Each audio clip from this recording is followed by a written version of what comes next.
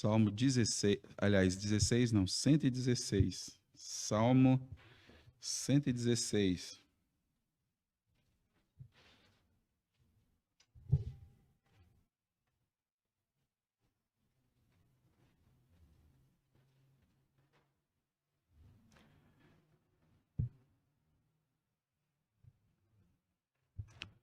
Gratidão a Deus por seus livramentos.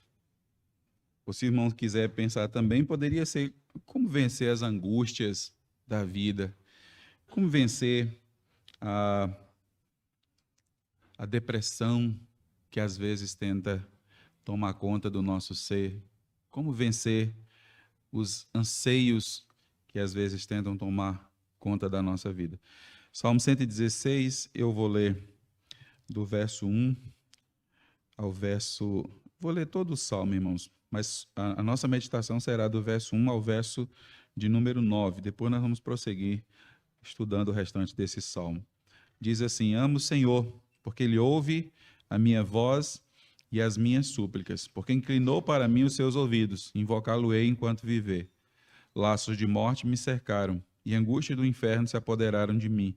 Caí em tribulação e tristeza. Então invoquei o nome do Senhor. Ó Senhor, livra-me a alma. Compassivo e justo é o Senhor, o nosso Deus é misericordioso. O Senhor vela pelos simples. Achava-me prostrado e Ele me salvou. Volta minha alma ao teu sossego, pois o Senhor tem sido generoso para comigo. Pois livraste da morte a minha alma, das lágrimas os meus olhos, da queda os meus pés. Andarei na presença do Senhor na terra dos viventes. Eu cria, ainda que disse, estive sobremodo aflito. Eu dizia na minha perturbação, todo homem é mentiroso. Que darei ao Senhor por todos os seus benefícios para comigo? Tomarei o cálice da salvação, invocarei o nome do Senhor, cumprirei os meus votos ao Senhor na presença de todo o seu povo. Preciosa é aos olhos do Senhor a morte dos seus santos. Senhor, deveras sou teu servo, filho da tua serva. Quebraste as minhas cadeias, oferecer-te-ei sacrifícios de ações de graça, e invocarei o nome do Senhor. Cumprirei os meus votos ao Senhor na presença de todo o seu povo, nos átrios da casa do Senhor, no meio de ti, ó Jerusalém. Aleluia. Que Deus abençoe esse texto. Pai bendito, muito obrigado por tudo que já nos concedeu até aqui, pelo privilégio de estarmos reunidos em tua casa. Eu peço ao Senhor, em nome de teu Filho Jesus Cristo, que o Senhor nos alimente através da porção das Sagradas Escrituras. Toma essa igreja em tuas mãos, Pai, todas as suas necessidades. Possamos colocar em prática tudo quanto nós temos aprendido. Muito obrigado por tantas bênçãos que tem dispensado sobre nossas vidas e peço ao Senhor que o Senhor continue nos guardando para não nos afastarmos do Senhor, não nos distanciarmos de Ti, mas para cumprirmos aquilo que o Senhor deseja para com as nossas vidas. Toma as atividades da Tua igreja nesses dias, as atividades dos adolescentes, a assembleia da igreja, o culto de ceia à noite, o culto apresentado ao Senhor, que tudo glorifique o Teu nome santo, Pai. Mais uma vez eu peço ao Senhor a iluminação do Senhor para entendermos as Sagradas Escrituras. Eu oro em nome de Teu Filho Jesus Cristo. Amém. Os irmãos podem se sentar. Sempre aos domingos, irmãos, nós prosseguimos pensando sobre os Salmos. Salmos são o livro de cânticos da nação de Israel. Eles ainda hoje cantam ao Senhor, glorificam ao Senhor através deste livro maravilhoso. Ele tem algumas divisões e provavelmente essa compilação, como nós temos, foi feita por Esdras, mas nós não temos como afirmar. A tradição diz que foi isso que aconteceu. Como disse, sempre nós temos visto os Salmos. O Salmo, pelo fato de ser uma poesia, eu acredito, irmãos, que é um pouco mais difícil de nós recordar. Nós gostamos de ler, nós sentimos conforto, mas o ensinamento dos Salmos, eu tenho a impressão que eles são mais difíceis de fixar em nossas mentes, justamente por ser uma poesia. Normalmente, as narrativas, elas são mais fáceis, não é? Os textos que são, inclusive, didático, toda ela mas eles são estruturados de uma forma mais didática para o ensino, eu acredito também, não é, que são mais fáceis de serem fixados. Mas a poesia, eu acho que nós temos facilidade de nos lembrarmos, mas nem sempre conseguimos pegar a essência do que o salmo ou o salmista está apresentando. Mas ainda assim, é sempre maravilhoso. É, sem sombra de dúvida, o livro mais lido pelos crentes, o livro mais recitado.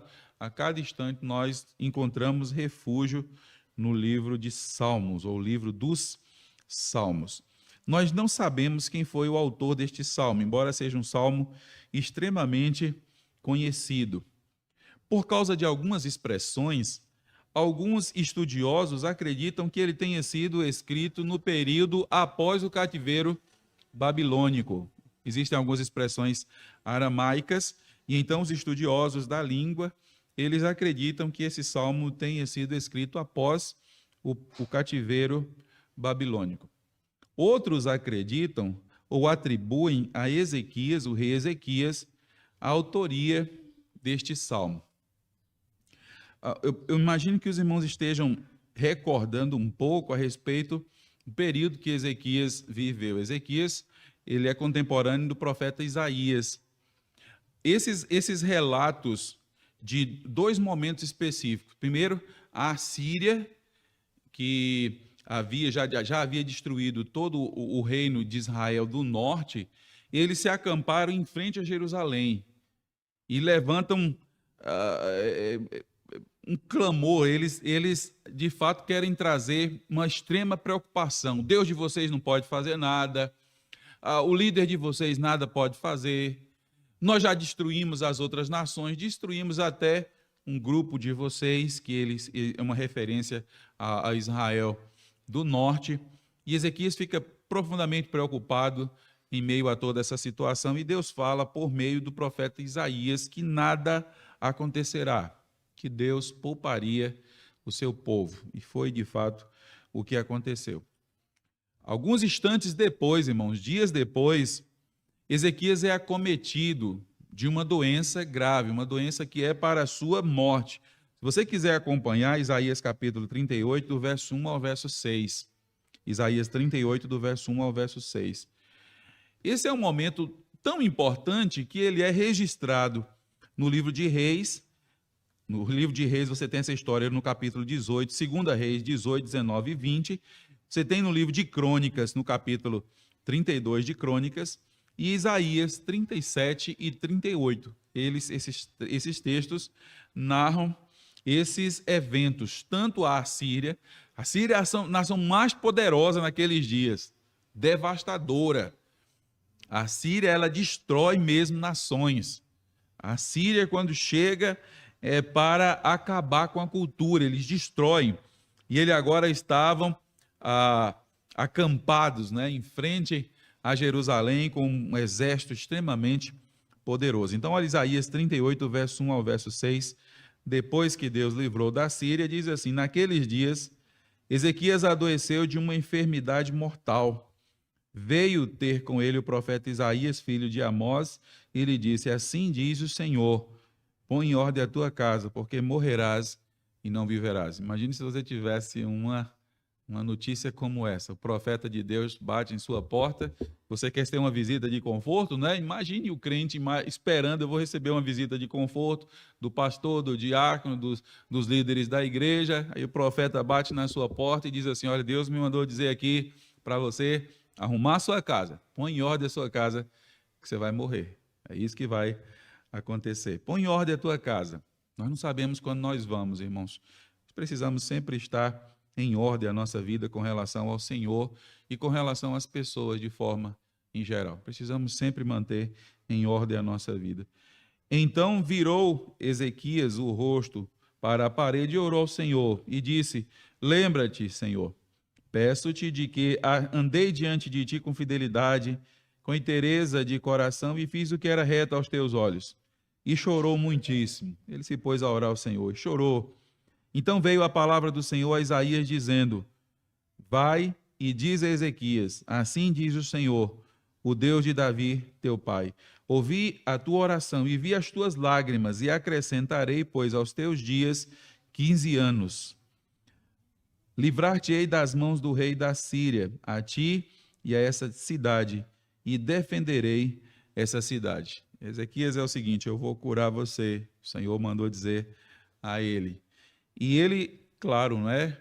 O rei fugiu, os filhos mataram o rei, não vou tentar lembrar agora, não é? Eu não anotei, mas ele tem aquela preocupação: qualquer instante a Síria pode mais uma vez tentar vir sobre nós. E Deus diz para Ezequias: eu livrei você da mão da Síria, eu não vou deixar que você venha morrer, vou lhe acrescentar mais 15 anos.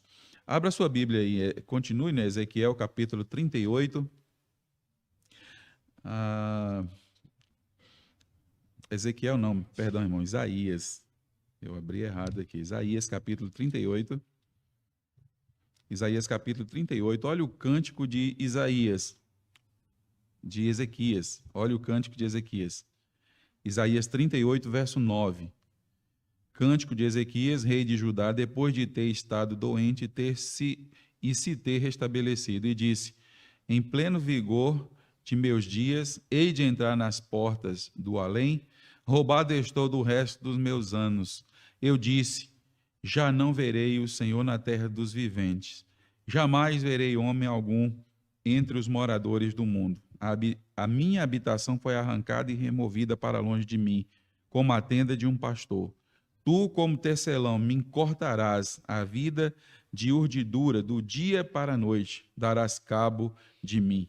Espero com paciência até a madrugada, mas ele, como leão, me quebrou todos os ossos. Do dia para a noite, darás cabo de mim. Como andorinha ou grol, assim eu chilreava e gemia como a pomba. Os meus olhos se cansavam de olhar para cima. Ó Senhor, ando oprimido, responde tu por mim. Que direi? Como prometeu, assim me fez. Passarei tranquilamente por todos os meus anos. Depois desta amargura da minha alma, o Senhor, por estas disposições tuas vivem os homens, e inteiramente delas depende o meu espírito. Portanto, restaura minha saúde e faze-me viver. Ele prossegue até o verso 22, eu vou ficar por aqui, mas dá para nós observarmos, irmãos, a grande angústia pela qual o rei Ezequias passou. Grande angústia.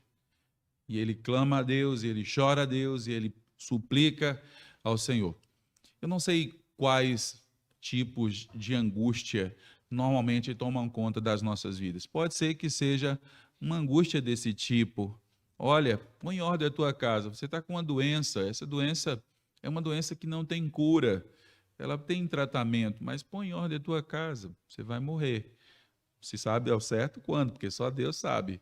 Mas você vai morrer. E Ezequias, ele passa a clamar ao Senhor, a implorar a Deus. Talvez outro tipo de angústia, não é? Um esposo que ainda não converteu e a esposa fica preocupada: onde é que está?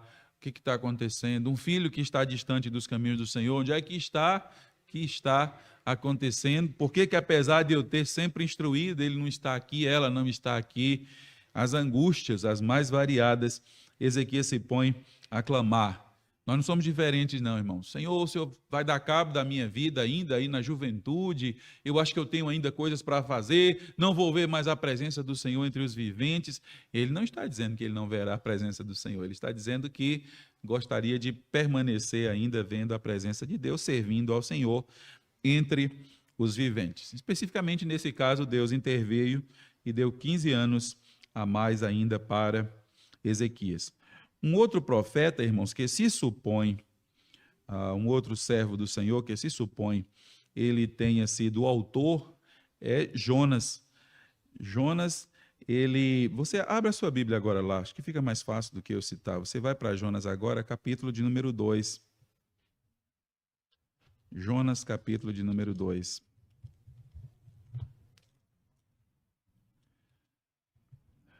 Então, há uma similaridade, tem muitas expressões aqui que são similares ao Salmo que nós lemos, Salmo 116. Observe aí o capítulo 2, a partir do verso 1. É a oração de Jonas no ventre do peixe. Então Jonas, do ventre do peixe, orou ao Senhor, seu Deus, e disse: na minha angústia clamei ao Senhor, e ele me responde. Do ventre do abismo gritei, e tu me ouvistes a voz. Pois me lançaste no profundo, no coração dos mares, e as correntes das águas me cercou, todas as suas ondas e as suas vagas passaram por cima de mim. Então eu disse: lançado estou de diante dos teus olhos, tornarei porventura a ver o teu santo templo. As águas me cercaram até a alma, o abismo me rodeou, as algas se enrolaram na minha cabeça. Desci aos fundamentos dos montes, desci até a terra, cujos ferrolhos se correram sobre mim para sempre. Contudo, fizeste-me subir da sepultura a minha vida. Ó Senhor, Deus meu. Então ele prossegue aí até o verso 10, eu vou ficar até aqui, não é? Ele vai narrar que o peixe vai vomitá-lo na praia ali de Nínive. Irmãos, então observe que pode ser, não é? Nós não sabemos quem foi o autor, mas essas evidências aqui internas nos apontam para esses possíveis autores. Agora eu vou pedir a você que retorne lá para o Salmo 116, deixe a sua Bíblia aberta no Salmo de número 116. Como podemos vencer esses dias de angústia? Como podemos vencer esses dias de adversidade? Como passar por esses dias? Talvez não seja algo tão extremo quanto o que quanto o que Ezequias, o rei Ezequias, estava vivendo, nem algo tão extremo quanto o que Jonas estava passando. É algo nosso, mas só nós sabemos o quanto isso tem nos trazido ou em angústia ou em adversidade. Todos nós sabemos. Então, como vencer, como passar por isso? Então, esse é um salmo de ações de graças de alguém que passou, de alguém que obteve da parte de Deus a vitória. E nós vamos observar, então, o que ele fez, como ele conseguiu vencer essas adversidades.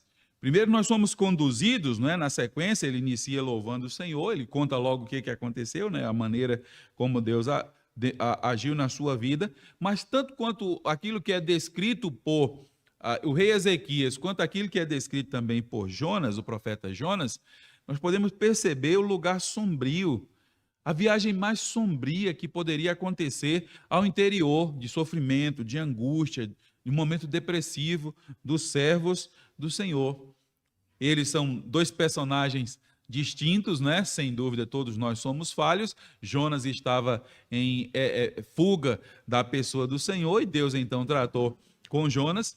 Ezequias estava num outro momento do seu reinado, precisava ser despertado para mais conhecimento do Senhor, mas Deus trata com esses homens, assim como Ele trata conosco. Como eles agiram? E nós vamos observar isso dentro do Salmo. Reconheça o estado de angústia. Reconhecer o estado de angústia. Como é que nós podemos passar por isso?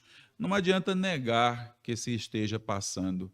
O que se não pode dar é vazão demais àquilo que está passando. Nós precisamos evitar. Nós não devemos negar, mas precisamos evitar que nós venhamos a dar mais relevância ao que nós estamos passando do que a presença de Deus e a ação de Deus. Mas nós vemos aqui no Salmo que ele reconhece o estado de angústia pelo qual ele está passando. Então você observa aí o verso de número 3. Ele diz assim: laços de morte me cercaram e angústias do inferno se apoderaram de mim. Caí em tribulação e tristeza. Olha as expressões. Quando ele fala aqui laços de morte, todos nós sabemos o que é um laço. Aquilo que é feito, né, para prender um animalzinho, uma ave, é alguém que prende. Ele diz assim, laços de morte. Ele acreditava que estava próximo, e a proximidade da morte estava fazendo com que aquilo gerasse uma angústia uma tremenda angústia, laços de morte. É o reconhecimento, eles sabem, tanto um quanto o outro descreve o estado no que ele encontra. Estou com uma doença terminal, me resta pouco tempo. Estou dentro de um peixe. Você e eu, nós não temos a dimensão do que isso significa. Como seria estar dentro do ventre de um peixe? E talvez tudo que a gente sabe seja vindo da ficção, não é? E alguém que liga uma luz e lá dentro tem um espaço tão grande, mas provavelmente não é isso, não. Porque ele descreve que haviam restos de algas ali e isso está enrolado sobre ele. Sem dúvida é muito difícil ele conseguir respirar. Deve haver mau cheiro, resto de outros peixes ali em decomposição. É um momento extremamente difícil. E ele sabe, não é? Acho que esse peixe, eu já fui lançado na água, o peixe veio, me engoliu, e parece, a impressão que eu tenho é que ele está descendo cada vez mais. Ele está descendo. E eu acho que eu vou morrer. Eu acredito que chegou a hora de morrer. Laços de morte. Uma sensação que ele tem é de que estão prestes a morrer. Aí ele usa uma outra expressão, angústias do inferno. O inferno aqui, a palavra inferno é Seol, está se referindo à ideia de morte, não é? Não é a ideia de habitação dos demônios. Algumas traduções como a minha, ela é traduzida como inferno, mas a ideia seria esse local onde os mortos estão, e não a ideia de inferno no sentido de habitação dos demônios, como se os demônios estivessem trazendo ainda mais angústia para ele. Não. É o pensamento tal como é descrito. Ele entende que não vai mais louvar. Imagina o quanto de angústia isso está gerando no coração desses homens, né? Ou do autor do Salmo. Ele caiu em tribulação, dificuldade, aflição. A outra palavra é caiu em tristeza, uma tristeza persistente. Ele estava uma tristeza persistente. Algumas pessoas às vezes passam por alguns momentos, eles dizem, olha, eu acho que eu estou depressivo, mas se chama assim, vamos na praia, vamos comprar, e a pessoa fica alegre. Isso não é depressão, não. Depressão é um estado onde a pessoa não tem ânimo para nada, absolutamente nada. Uma depressão mais crônica é o que eu estou me referindo. Evidentemente, não é? Todos nós, em determinado momento, passamos por momentos depressivos. E aí a importância de nós entendermos o que cada evento desse, compreender o tipo de aflição pela qual nós estamos passando. Em alguns casos, irmãos, talvez quando nós olharmos para o que estamos passando, depois que nós compreendemos aquilo que nós estamos passando, até digamos assim, olha, Senhor, outros passaram por momentos mais difíceis, outros estão passando por momentos mais difíceis. O Senhor sabe que o que eu estou passando é verdadeiro, é sincero, mas é pequeno, Deus, comparado com o que os teus servos passaram. Então eu peço ao Senhor, em nome de teu filho, que me liberte disso, que me liberte dessa sensação, que me liberte desse estado de tristeza, de tribulação que eu estou passando, dessa sensação de que eu não sou mais útil, que eu não posso mais servir, que eu não posso mais adorar. Me tira dessa aflição, Deus. Oh, Deus, tem misericórdia da minha vida. Ele cai em tristeza, em tristeza. O verso 10, você acompanha aí na sua Bíblia, olha o verso 10, ele diz assim, eu cria, ainda que disse, estou sobremodo aflito. Ele estava em aflição, quer dizer, sobremodo aflito. Mas olha o que ele diz no início, eu cria. Às vezes alguém que está passando por um momento assim de tristeza, de abatimento, ele não deixa de crer. É algo que, inclusive, acaba trazendo mais angústia e mais sofrimento. Oh, Deus, eu creio no Senhor. Eu creio na tua graça, eu creio em Cristo. Eu creio, Deus. Meu Deus, mas eu estou assim, não estou conseguindo sair dessa situação. Eu creio, Deus, mas eu estou aflito. Eu creio, Deus, eu continuo crendo em Ti. Percebe que ele vai demonstrando claramente tudo quanto ele vai passando, ele vai reconhecendo cada etapa do seu estado de tristeza ou de angústia, e ele vai apresentando isso ao Senhor. Olha o verso 11 agora, mais um detalhe aí, no verso 11. Eu disse na minha perturbação, todo homem é mentiroso. Sabe o que é isso? É uma profunda sensação de solidão, uma descrença no auxílio humano, É uma ideia de isolamento. Eu disse na minha perturbação, todo homem é mentiroso. Se eu conto o meu estado para alguém, parece que a pessoa nem liga, nem se importa. Se eu falo para o meu esposo, parece que ele nem liga. Se eu falo para a minha mãe, parece que minha mãe nem liga. Parece que meus irmãos não estão nem aí. Parece que a minha esposa nem liga para a intensidade do que eu estou sentindo. Ela diz assim, toma um remédio e você logo vai ficar são e você volta à sensação de estar melhor. Mas ele se sente totalmente em solidão e uma descrença do auxílio, ele sente sozinho, né?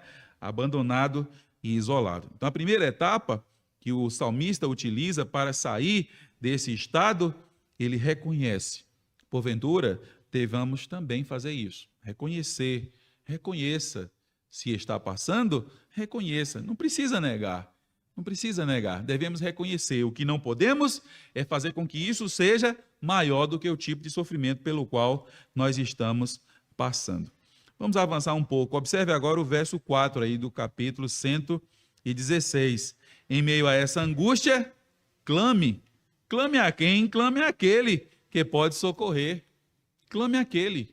Nos dias do salmista, nos dias desse rei, nos dias dos profetas, irmãos, não havia nada dos recursos que se tem hoje. Hoje, graças ao bondoso Deus, a nossa geração tem muitos recursos, muitos.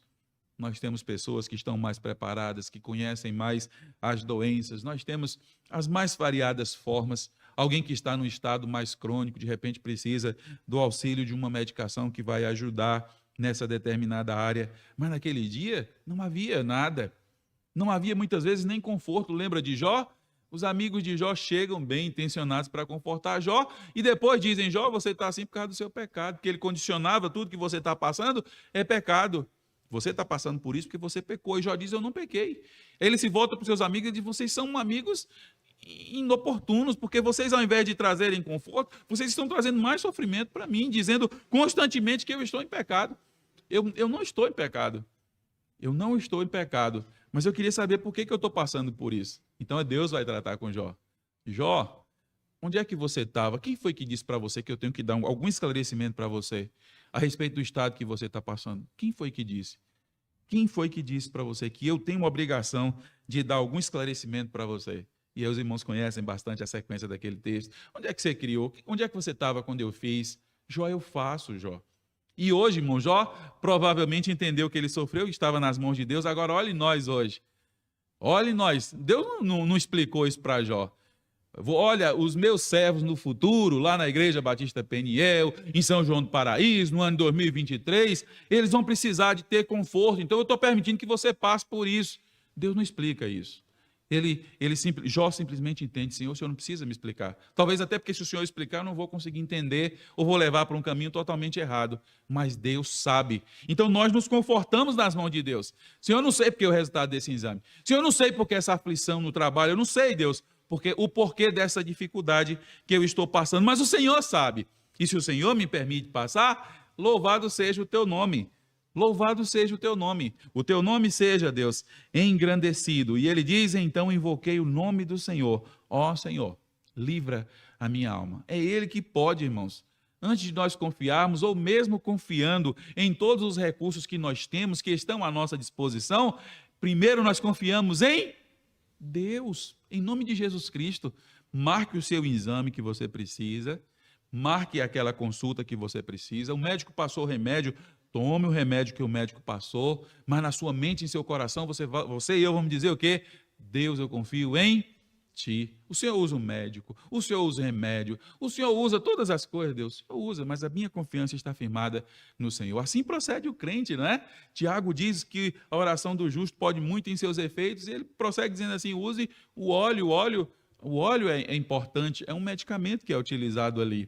Nós oramos, nós confiamos, mas o perigo é que às vezes, como acontecia no Israel do passado, colocava a sua certeza de confiança no que o médico vai fazer, no que o remédio vai fazer. Eles confiavam em reis, confiavam nos outros povos, e Deus não se agradava disso. Então nós que sabemos de tudo isso, o que é que nós fazemos?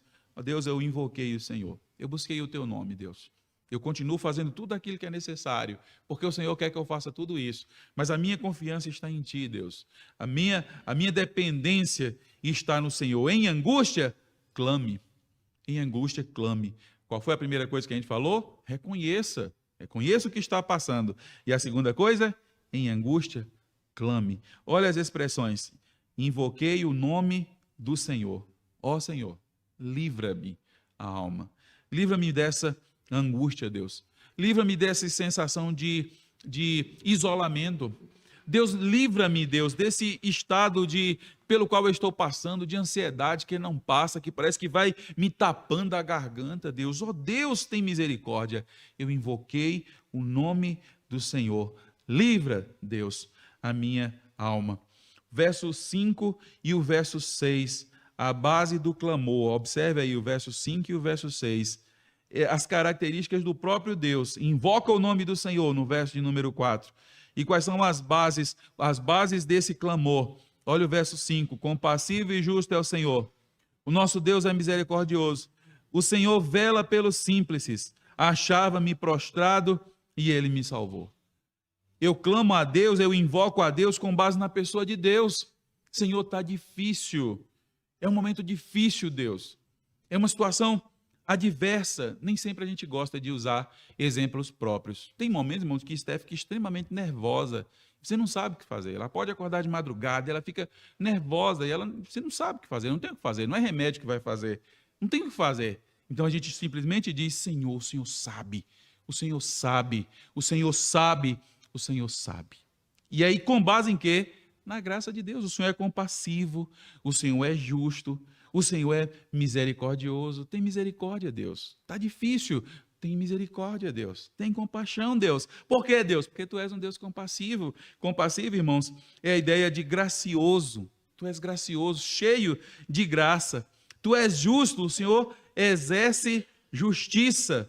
Tu és misericordioso, o Senhor não vai dar o que eu mereço. O Senhor agirá através da tua compaixão. O Senhor vela pelos simples, é um vigia. O Senhor está velando por mim. Você está pensando que você está sozinho lá na sua casa? Você está pensando que você está sozinho naquele consultório quando ouviu o resultado de um exame? Você está pensando que você está sozinho quando o colega teu de trabalho está tramando algo e você ficou sabendo e já está imaginando o que vai fazer? O Senhor vela. O Senhor vela pela minha vida. Levanta o que estava prostrado. Eu estava prostrado, sem forças, mas Deus veio e me levantou. Deus veio e me levantou. Então guarde esses versos, né? Em angústia, clame àquele que pode socorrer. Então invoquei o nome do Senhor. Com base em quem Deus é, tu és compassivo, justo, gracioso, misericordioso, tu renovas as minhas forças. Essa expressão, eu estava prostrado, eu estava sem força. Eu não tinha mais como avançar, mas Deus, tu renovaste a minha força. Ó Deus, para mim, acho que esse marido aqui agora chegou no limite. Não tenho mais força não, Deus. Ó Deus é aquele que renova as forças. Não, eu vou querer continuar te usando. A salvação dele pertence a mim, mas eu quero que você continue orando por ele, intercedendo por ele, suplicando por ele, suplicando por ela, suplicando pelo filho. Continue. Clame a Deus. A terceira coisa, irmãos, busque força do alto. Busque força do alto. Verso 7 e o verso de número 8. Volta minha alma ao teu sossego, pois o Senhor tem sido generoso para contigo. Eu estou passando, irmão, ele está no meio da angústia. Ele está descrevendo aquilo que ele havia passado.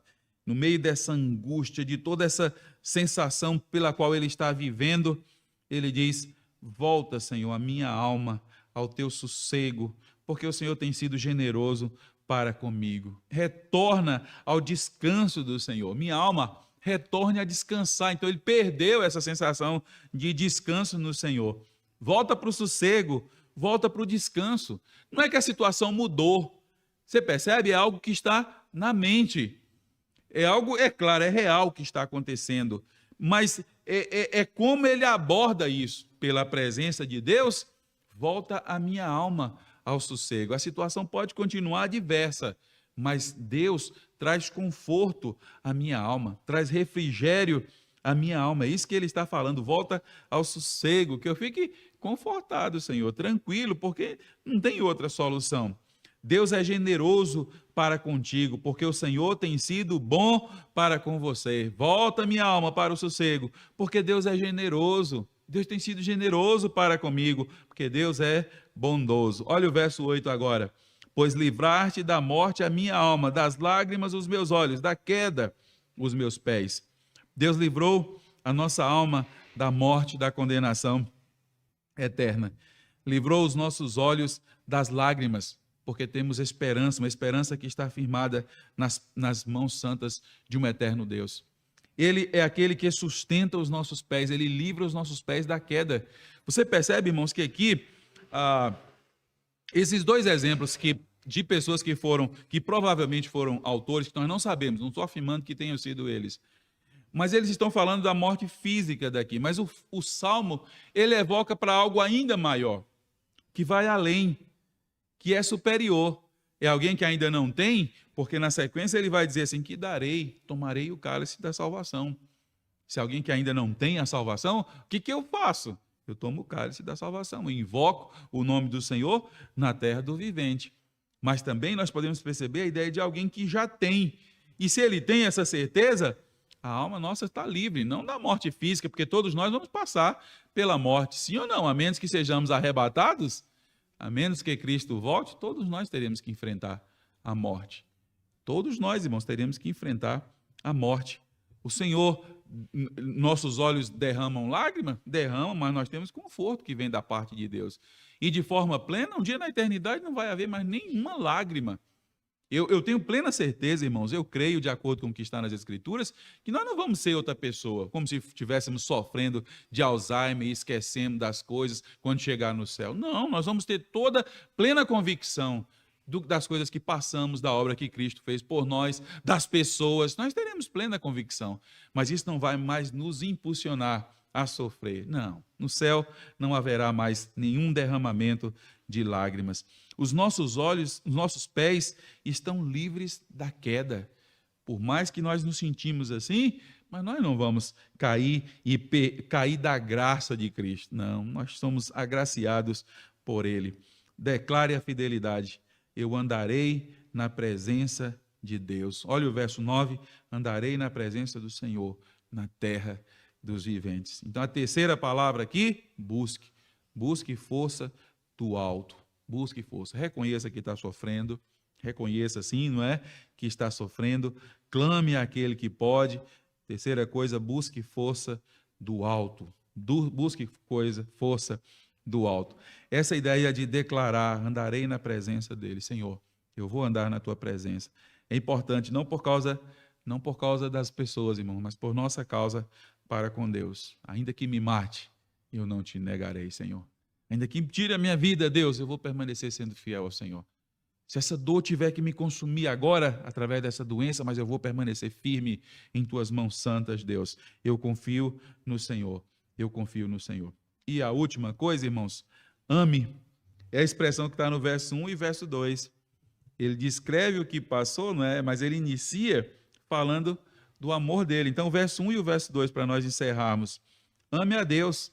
Olha o verso 1 e o verso 2. Amo o Senhor. Por que eu amo o Senhor?